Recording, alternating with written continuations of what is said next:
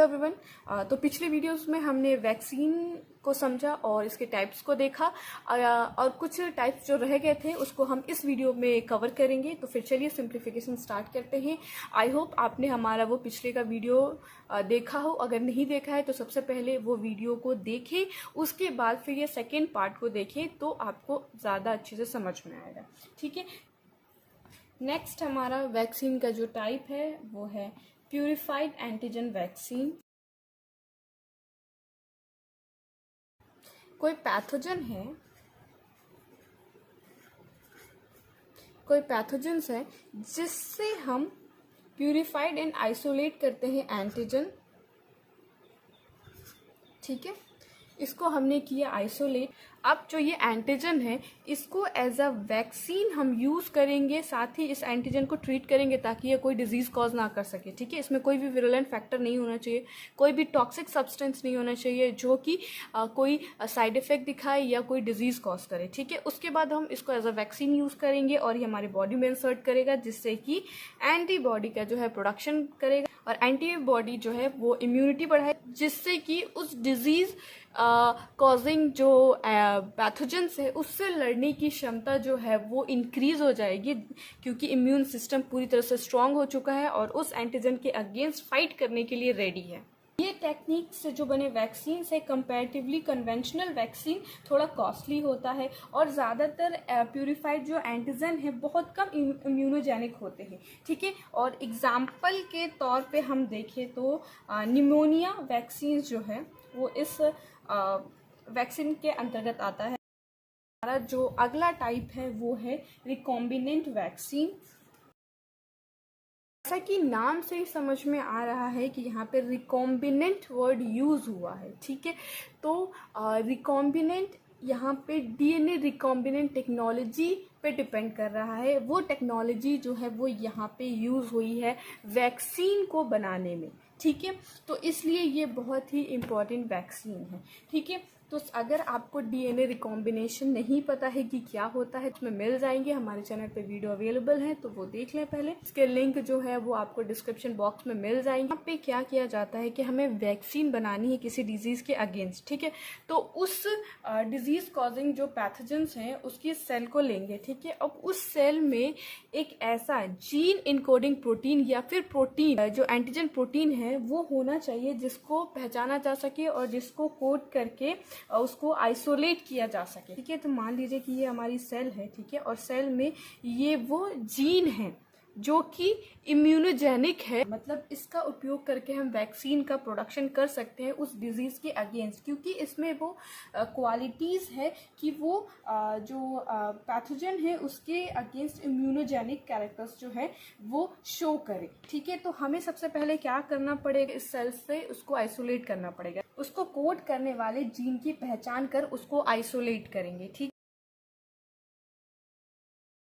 Recombinant technology जो है वो यूज़ होगी कि वहाँ पे जीन्स के पास कोई प्रमोटर होंगे, कटिंग साइट होगी, तो वहाँ पे जाके जो हम उसको जीन देंगे उसको वहाँ पे वो रीड करेगा, प्रमोटर साइट पे जाके अटैच होगा, फिर एंडोन्यूक्लियस के द्वारा वहाँ पे कटिंग होगी, फिर इसका वहाँ पे जॉइनिंग लाइगेज के थ्रू होगा। ये पूरा रिकॉम्बिनेंट टेक्नोलॉजी जो है वो यहाँ पे यूज़ होगी। अगर आपको इसका बेसिक पता है तो यहाँ पे उसको समझ में आएगा। मैंने उतना डिटेल में भी यहाँ पे नहीं बताया, मैंने शॉर्टकट में जस्ट जनरल आइडिया आपको बताया है, उतना डिटेल में नहीं बताया। ठीक है, तो यहाँ पे रिकॉम्बिनेशन प्रोसेस जो है वो यूज़ होगी। ठीक है, तो अब जो आइसोलेशन के बाद क्या करेंगे, हमारे पास क्या बोलते हैं दो टाइप के इंटीग्रेटेड जीन्स हैं। ठीक है, तो अब इसको क्या करेंगे, हम एक वेक्टर में उसको इंट्रोड्यूस कराएंगे। ठीक है, ये हमारा वेक्टर है जिसमें हमने इस जीन को जो है वो इंसर्ट करा दिया है। ठीक है, अब जो ये वेक्टर है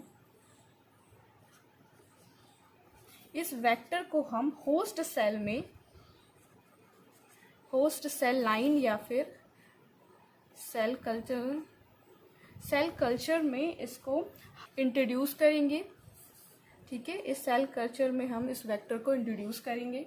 सेल कल्चर में क्या होगा कि हमें जो वो डिज़ायर प्रोटीन चाहिए या फिर वो जीन जो चाहिए हमें, उसका प्रोडक्शन जो होगा यहाँ पे बड़े पैमाने पे होगा, जिसको हमें आइसोलेशन एंड प्यूरिफिकेशन के बाद इसको एज अ वैक्सीन हम यूज़ कर सकते हैं। रिकॉम्बिनेंट पॉलीपेप्टाइड वैक्सीन जो है, तो इस टाइप के वैक्सीन्स में क्या होते हैं, जो पैथोजेंस होते हैं उनमें से जो उनके जो प्रोटीन्स होते हैं वो 2 या 2 से अधिक पॉलीपेप्टाइड्स के बने होते हैं, ठीक है।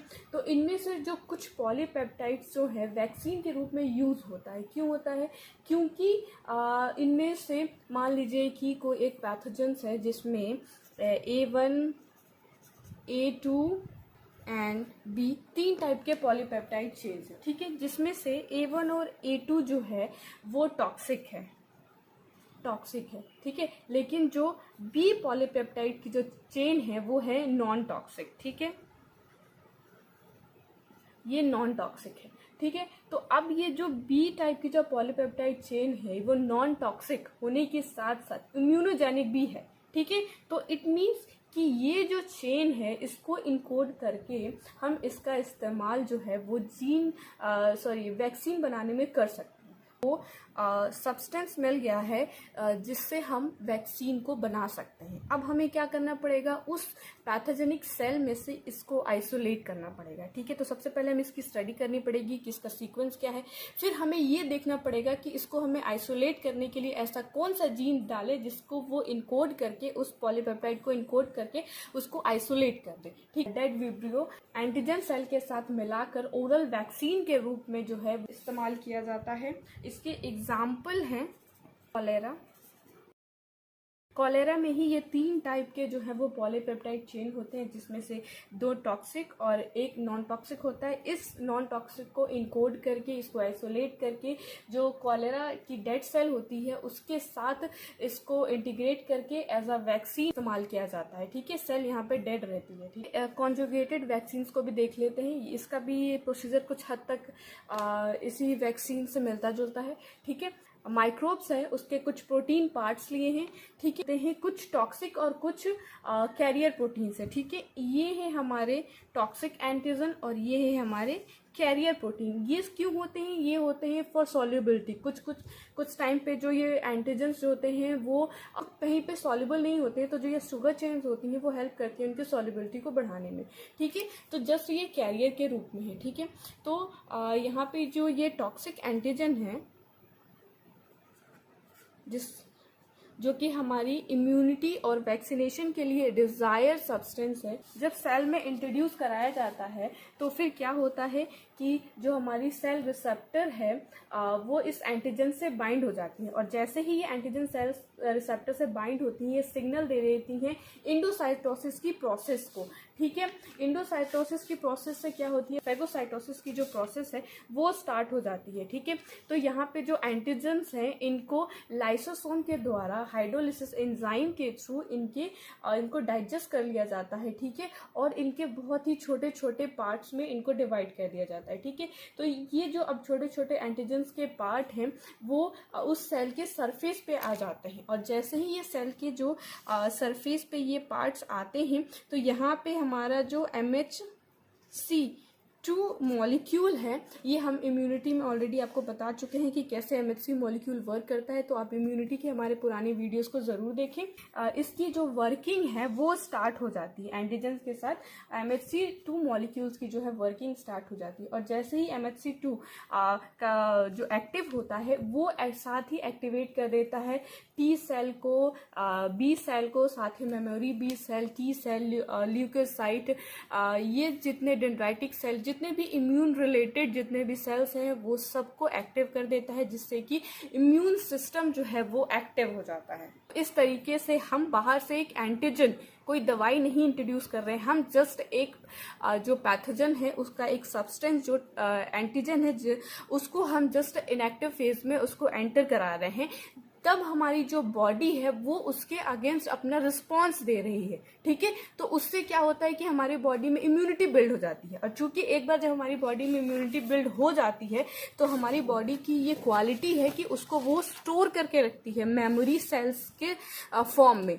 तो ये मेमोरी सेल्स क्या होती हैं कि इन फ्यूचर जब भी कभी वही जो पैथोजन से दोबारा हमारी बॉडी में जब भी एंटर करेगा तो हमारे पास ऑलरेडी उसके एंटीबॉडीज जो है वो बने रखे हुए हैं मेमोरी बी सेल्स के फॉर्म में या मेमोरी टी सेल्स के फॉर्म में, तो वो डायरेक्टली, अब पूरा प्रोसीजर ना हो के डायरेक्टली जो ये बी सेल्स हैं, मेमोरी सेल्स हैं, वो एक्टिव हो जाएंगे और डायरेक्टली एंटीबॉडी का प्रोडक्शन कर देंगी। ठीक है, तो ये फ़ायदा होता है मेमोरी सेल्स का, बहुत ही इंपॉर्टेंट रोल प्ले करती है मेमोरी सेल। और सारी वैक्सीन जो है इसी सेल पे डिपेंड करती हैं। सारी जो वैक्सीन है इनका कॉन्सेप्ट ही मेमोरी सेल है, क्योंकि इनको लाइफ लॉन्ग काम करना है। तो वैक्सीन का काम ही है कि एक बार हमने दिया और लाइफ लॉन्ग चले। तो वो कैसे चलेगी? वो इसी के फॉर्म में चलेगी। एक बार हमने किसी डिजीज के अगेंस्ट उसको एंटीजन दिया, हमारी बॉडी ने रिस्पॉन्स किया, एंटीबॉडी का प्रोडक्शन किया, अब उसको यूज होने के बाद मेमोरी सेल के फॉर्म में उसको स्टोर करके रखता है कि इन फ्यूचर अगर इस डिजीज कॉजिंग एजेंट ने दोबारा इन्फेक्शन कॉज किया तो हमारे पास ऑलरेडी बना हुआ रखा है एंटीबॉडी, हम डायरेक्टली उसको इंट्रोड्यूस कराएंगे। बात आई समझ में? वैक्सीन का मेन कॉन्सेप्ट यही है। वैक्सीन कुछ अलग से जादू नहीं है, जस्ट हमारी इम्यूनिटी को स्ट्रॉन्ग करता है। वायरस डायरेक्टेड वैक्सीन जो है इसको थोड़ा सा ध्यान से समझना पड़ेगा। इसमें हम 2 टाइप्स के जीन को हम ले रहे हैं जो कि डिफरेंट वायरस से लिए गए हैं। ठीक है, इसका जो मेन एग्जाम्पल है वो है वैक्सीनिया वायरस। ठीक है, तो यहाँ पे जो वैक्सीनिया वायरस है वो एज अ कैरियर की तरह वर्क करेगा। ठीक है, मेन काम क्या है? हमारा जो डिजायर जीन है, ठीक है, तो वो जो डिजायर हमारा जो जीन है वो डिफरेंट ऑर्गेनिज्म से लिया गया है। ठीक है, अब इन दोनों को हमको इंसर्ट कराना है। ठीक है, इन विट्रो कंडीशन में लैब में हम इन दोनों जीन्स को है वो रिकम्बाइन करेंगे। तो ये हमारा वो सेल है। ठीक है, सेल में ये वो प्रमोटर साइट है और ये हमारा टीके साइट है। ठीक है, ये टीके साइट है। ठीक है, अब इसमें पैथोजेंस का वो डिजायर जो जीन है उसको इंसर्ट कराना है। ठीक है, हमने इसको डी जीन मान लिया। ठीक है, डीएनए रिकॉम्बिनेशन टेक्नोलॉजी लैब में होगी, इसलिए इसको हम इन विट्रो कंडीशन बोलेंगे। रिकॉम्बिनेशन टेक्नोलॉजी में क्या होगा कि यहाँ से ये पार्ट को कट करके डिजायर्ड जीन को इंसर्ट करके और फिर हमारा पूरा एक वेक्टर रेडी होगा। ठीक है, तो ये हमारा टीके साइट, ये प्रमोटर साइट, ये हमारा डिजायर जीन और ये वापस से टीके साइट। ठीक है, मेंशन कर देती हूँ मैं, ये प्रमोटर और ये डी जीन। तो इस तरीके से जो हमारा ये वेक्टर है वो रेडी हो गया है। अब जो ये वेक्टर है, ठीक है, हमने तो इसे लैब में रेडी किया है। ठीक है, अब हमको इसकी ढेर सारी कॉपियां चाहिए, इसको हमको प्रोडक्शन में लाना है। तो चूंकि ये वायरस है तो खुद ही मल्टीप्लाई तो हो नहीं सकता, इसे होस्ट सेल चाहिए। तो हम इसको होस्ट सेल प्रोवाइड करेंगे सेल लाइन के फॉर्म में। यहाँ पे मैं मेंशन करना भूल गई, ये जो सेल है ये वैक्सीनिया वायरस जो कि मैंने एग्जाम्पल बताया उसका सेल है ये, और उसके ये जीनोम है। तो अब हमारा जो ये टारगेटेड जीन है वो ढेर सारी कॉपी के फॉर्म में हमको मिलेगा, जिसको हम बड़े पैमाने पे प्रोड्यूस कर सकते हैं और फिर इसका एज अ वैक्सीन जो है हम इस्तेमाल कर सकते हैं। वेरियोला वायरस के साथ vaccinia virus as a vector use होता है चिकन पॉक्स के वैक्सीन के फॉर्मेशन के लिए। ये एग्जाम्पल है। तो हमारा ये लास्ट टॉपिक है जिसमें हम पढ़ेंगे डीएनए वैक्सीन। आई होप आपको हमारे सिंप्लीफिकेशन वैक्सीनेशन का पसंद आया होगा। कोई टॉपिक अगर समझ में नहीं आया होगा तो कमेंट करके ज़रूर बताइएगा। मैंने पूरी कोशिश की है कि शॉर्ट में आपको ज़्यादा से ज़्यादा इन्फॉर्मेशन दे पाऊँ। हमें जो डिज़ायर आरएनए चाहिए, जेनेटिक इन्फॉर्मेशन चाहिए, वो हम माइक्रोब से आइसोलेट करते हैं। उसके बाद उसकी कॉपी बनाते हैं, ठीक है, cDNA के जिसे हम कहते हैं। तो जैसा कि मान लीजिए कि हमें इस सेल में से ये हमारा आरएनए है, तो इसकी सीक्वेंस को कॉपी करके इनकोड करके हम इसकी cDNA बनाएंगे, फिर उसको क्या करेंगे, आइसोलेट करेंगे। ठीक है, उसके बाद पीसीआर के थ्रू, पीसीआर क्या होता है, इसकी टेक्निक क्या होती है, हमारे चैनल पे ऑलरेडी इसका वीडियो है, अपलोडेड है। तो आपको अगर टेक्निक नहीं पता है तो आप पहले वीडियो को देख लें पीसीआर टेक्निक का। ठीक है, तो इसके थ्रू हम इसका क्या एम्प्लीफिकेशन करते हैं। ठीक है, एम्प्लीफिकेशन करने के बाद इसकी ढेर सारी कॉपियां हमें हमें मिल जाती हैं और इसको फिर कॉलम क्रोमेटोग्राफी के द्वारा इसका प्यूरिफिकेशन होता है, ठीक है। उसके बाद प्यूरिफिकेशन होने के बाद हमें बिल्कुल डिज़ायर एंटीजन ही मिल जाता है। उसके बाद इस प्यूरिफाइड कंटेंट को हम एज अ वैक्सीन यूज़ कर सकते हैं। आई होप आपको हमारे सिंप्लीफिकेशन पसंद आया होगा। ये वीडियो 2 पार्ट्स में है तो दोनों पार्ट्स को देखना मत भूलिएगा। वीडियो पसंद आए तो लाइक कर दीजिएगा, रिलेटेड कोई क्वेश्चन हो तो कमेंट करके बताइएगा, चैनल पे नए हैं तो सब्सक्राइब कर लीजिएगा, साथ ही बेल आइकन को भी दबाइएगा, तभी नए वीडियो के जो नोटिफिकेशन है आप तक सबसे पहले पहुंचेंगे। Thank you so much for watching.